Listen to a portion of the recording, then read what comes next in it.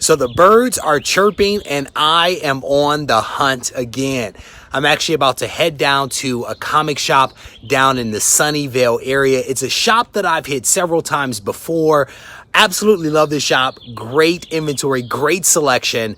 And the owner actually posted something up on Instagram a couple of days ago identifying that he had some new Amazing Spider-Man books in inventory. So I'm about to head down there, check them out, and I will probably walk home, or come home, I should say, with several of these books and maybe some extra goodies as well. Stay tuned for the video. So what makes this hunt a little different is that I'm actually joined by my partner in crime, my road dog, my main man, Carter. How you doing, buddy? Good. You ready to go to the comic book store? Yes. Let's do it.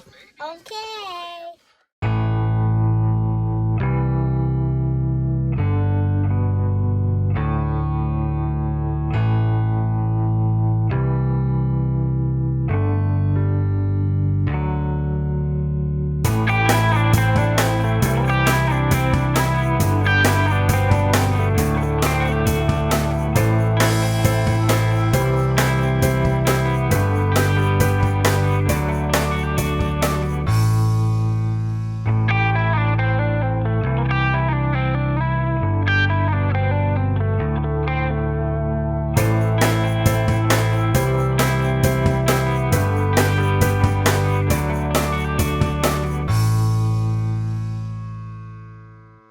So I am back in the comic book room. Yes, it has been a couple of days since I actually went on the hunt down in Sunnyvale, but I am finally ready to show you guys the books that I picked up.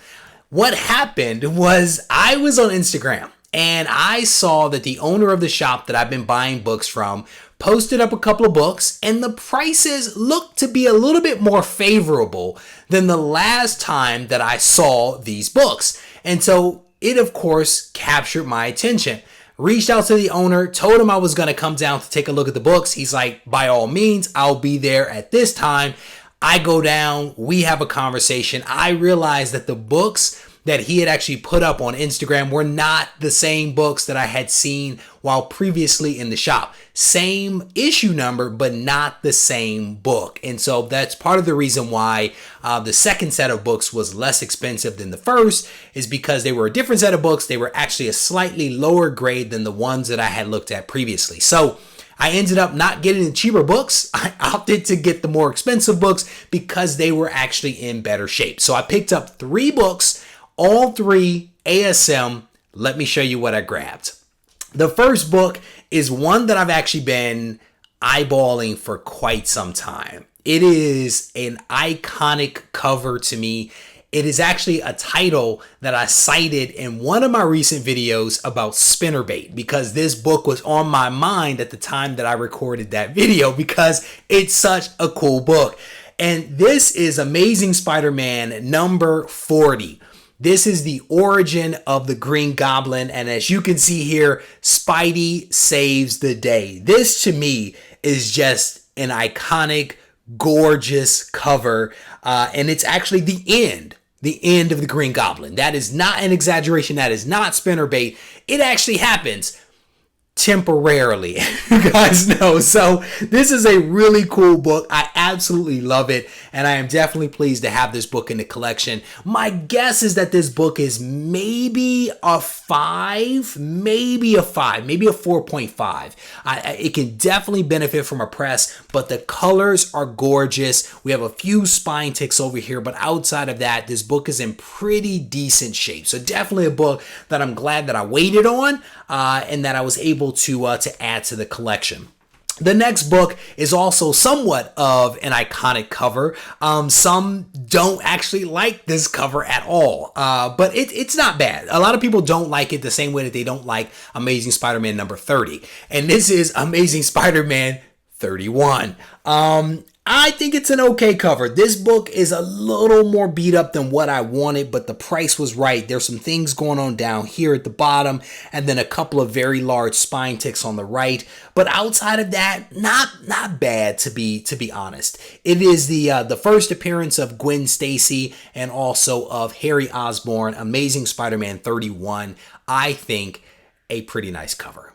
Not a gorgeous cover, but a pretty nice cover. So, and then the very last book. This is the lowest number book that I'll be showing in this video. It also is the last book of the series, but whatever. This is Amazing Spider-Man number 8. Another fantastic yellow cover ASM book. This is actually the first time that the Human Torch and Spider-Man team up. It is actually a pretty cool book. Really nice covers on this one. And again, definitely a book that I am pleased to have in the collection. This too is probably a 5.5. And again, they had a cheaper version of this one that was really beat up, in my opinion. But this one is really nice. It also has a date stamp of October 9. As I pointed out in one of my recent videos, a lot of my Amazing Spider-Man books actually have date stamps. And I never really noticed until I was literally recording the video. And I was like, date stamp, date stamp, date stamp. Wait a minute. There's a lot of date stamps. But anyway, here is another low number Amazing Spider-Man that we are going to be adding to the list. And we are getting closer and closer, people, to actually completing the first part of the run, which is really focused on 1 through 261, getting closer every single day. The shop actually had some other lower number Amazing Spider-Man books. I was really eyeballing 3, 5, and I just could not pull the trigger. Not because of the cost. The cost was high. I'm not going to exaggerate about that. But the condition versus the price, I just felt like I could probably find the book elsewhere. And I've been eyeballing these books for probably 2 months, so I feel pretty confident that they are not suddenly going to disappear on me. And even if they do, I'll probably be okay with it. But I am still on the hunt, as you guys know, to find the most affordable, best quality book that I can find. That is the goal. So anyway, that is all that I have for you. I want to thank you guys for taking the time to watch this video. If you have yet to subscribe to the channel, I definitely want to encourage you to actually do that. Hit the button, turn on notifications so that you can stay abreast of all the content that I release on a weekly basis. Certainly, if you need to get in touch with me, don't hesitate to reach out either on Instagram at Regie Collects or in the comment section of this video. Take care.